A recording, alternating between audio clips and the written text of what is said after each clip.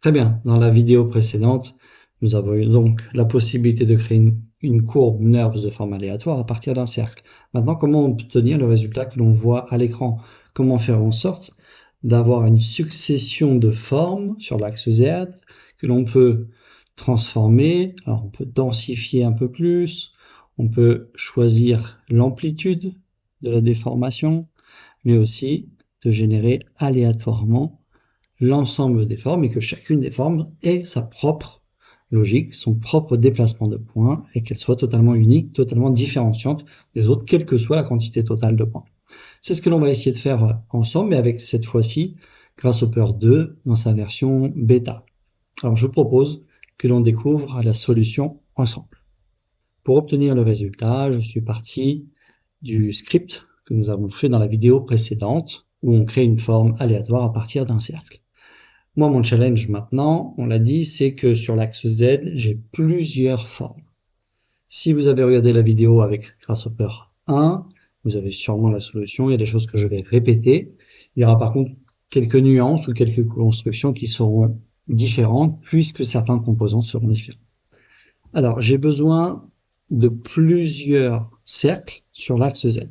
Je vais donc avoir besoin d'un construct point ou un point x, y, z dans la version Grasshopper 2. J'ai besoin également d'un plan x, y. Je vais utiliser donc un composant vide pour m'aider à visualiser. Et cet élément-là, effectivement, il va être intégré ici. Je splitwire directement. Et cet élément-là, je l'ajoute à mon groupe en cliquant droit, Add.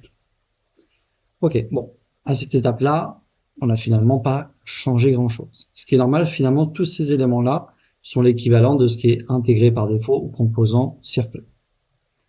Moi, ce que j'ai besoin maintenant, c'est de venir créer sur Z une série de chiffres qui va me permettre de générer plusieurs points sur cet axe. Pour cela, je vais aller dans Math, en séquence, et là, je vois que j'ai la fonction range, le range que l'on connaît, mais vous voyez qu'ici, il y en a plusieurs. Et finalement, certaines fonctions de séquence ont été transformées légèrement.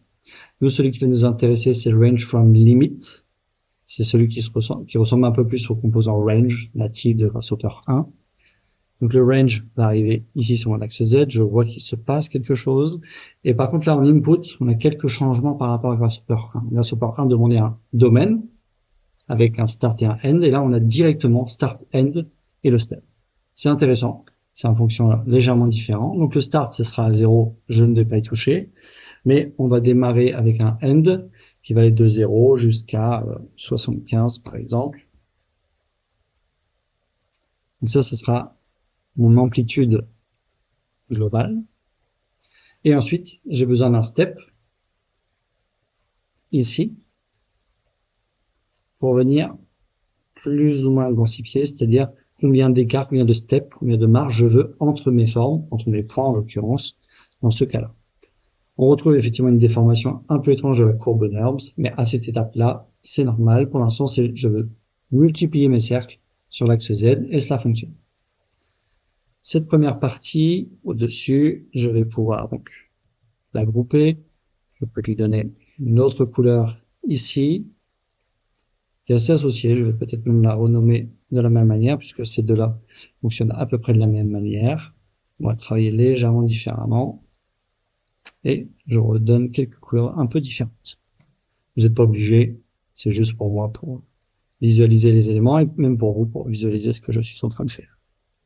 Donc, je vois que mes cercles sont bien positionnés. Ce qui est perturbant, c'est la forme de mes courbes NURBS. Si je les sélectionne ici, je comprends donc que mes vecteurs ici sont mal orientés. Ils ne restent pas à plat sur le plan XY qu'on est censé voir ici. D'ailleurs, j'en profite pour le masquer, maintenant qu'on les a visualisés.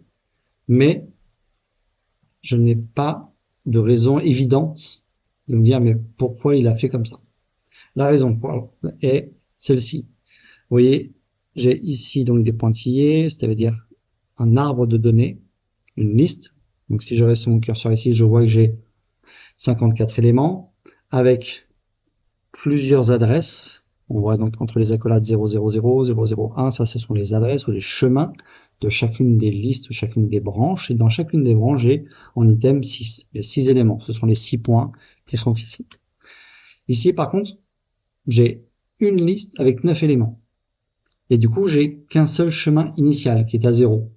Et du coup, il ne sait pas trop comment distribuer ces 9 points par rapport à ceci. Il y a une incohérence de chemin. Pour cela, pour rectifier cet élément-là, je vais aller chercher cet outil-là, le graft. Je pourrais très bien cliquer droit ici et cliquer sur graft. Et là, c'est pour vraiment visualiser un petit peu le résultat. Donc, quand je sélectionne ici et en sortie, je me retrouve donc avec des pointillés. Donc, j'ai bien un arbre de données qui est né. Lorsque je mets mon curseur ici, vous voyez, je retrouve les mêmes chemins, 000, 001, dans lesquels il y a un item, un point, le centre de mes cercles. Donc, ces nouveaux vecteurs, on le voit à l'écran, sont distribués correctement. Chaque chemin correspond à un autre chemin. Si ici j'ai 000, un item, donc ce point-là va être relié ici aux 6 points qui ont la même adresse en 000, et ça se répète ainsi sur chacun des chemins, quel que soit le nombre de ces chemins. Ça, c'est quelque chose d'important, et comme je dis, on a très bien pu cliquer sur clic droit, graft, mais c'est l'occasion de visualiser le changement de nature de fil qui explique effectivement le meilleur résultat que ce que l'on avait avant le graft. Donc ici, ok, j'obtiens mes formes, sauf que c'est la même forme. J'ai besoin d'amener un peu de random, un peu de variation, un peu d'aléatoire pour que chacune des formes ait sa propre forme, sa propre unicité. Donc pour cela, je vais ajouter un autre random. J'ai besoin que le random ici ne soit plus déterminé par une seule valeur, mais par autant de valeurs que j'ai de cercle. Pour cela, je vais ajouter un autre random, je vais décaler ces éléments pour me laisser un petit peu de place, et donc ce random number ici va aller à cet endroit. J'ai besoin donc ici d'un autre intervalle ou domaine, pour reprendre l'expression qu'on utilisait dans le Grasshopper 1, mais ici on parle d'intervalle à partir de limits, from limits. Cet intervalle donc va aller dans distribution, et je vais ajouter ici cette valeur que l'on a liée auparavant dans le seed ou dans le random initial. Il va être mon intervalle n. Ok. Donc là je vois une belle variation, mais je vois une accumulation ici qui est tout à fait normale, puisque si je regarde en sortie, ici j'ai une centaine de nombres, parce que le count par défaut est à 100. C'est beaucoup trop, moi j'en ai pas autant. Donc j'ai besoin de valeurs plus justes. J'ai besoin d'avoir le même nombre de cercles générés, de formes générées, de points que l'on a créé ici, dans le count du second random numbers. Pour cela, je vais donc récupérer cette information-là ici, dans le step. On verra qu'on fera une petite modif. Donc ici, c'est une valeur numérique. Je vais la récupérer comme ceci.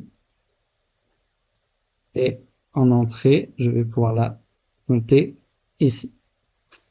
On commence à voir un résultat, bien que les deux derniers, vous voyez, sont similaires. On va régler le problème juste après. On va splitwire ici. Et le shout, notre listen, va remonter ici, que l'on va ajouter au groupe. Et on va remonter ici. Donc vous avez vu dans le Grasshopper 2, pour glisser, maintenant on va sur le bord et pas à l'intérieur.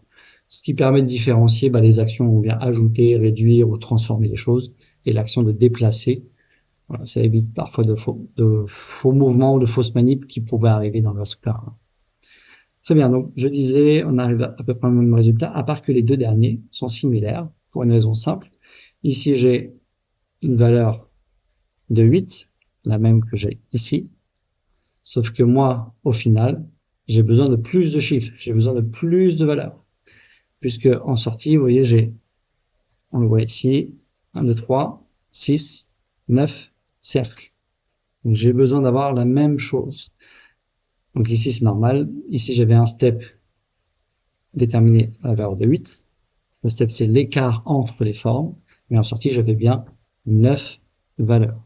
Donc j'ai besoin de retrouver cette valeur-là. Je pourrais très bien prendre à partir d'ici et de mesurer la quantité d'items qu'il y a ici avec un composant list length. Mais on va s'arrêter sur le number slider initial. Ce sera beaucoup plus juste. Mais il va nous manquer un élément. Je suis sur 8. Et comment je fais pour avoir 9? Je vais tout simplement cliquer droit ici pour ajouter une expression. X, donc la valeur en entrée, chiffre 8, plus un systématique. Cela me permet d'avoir donc cette petite étoile donc, qui précise que j'ai donc une expression qui est inscrite. Et effectivement, quand je modifie, je vois bien que toutes mes formes ont leur propre valeur. On a bien une forme unique à chaque étape de mon script. Donc voilà comment nous avons résolu cet exercice d'obtenir une forme aléatoire le long d'un axe Z à partir d'un cercle.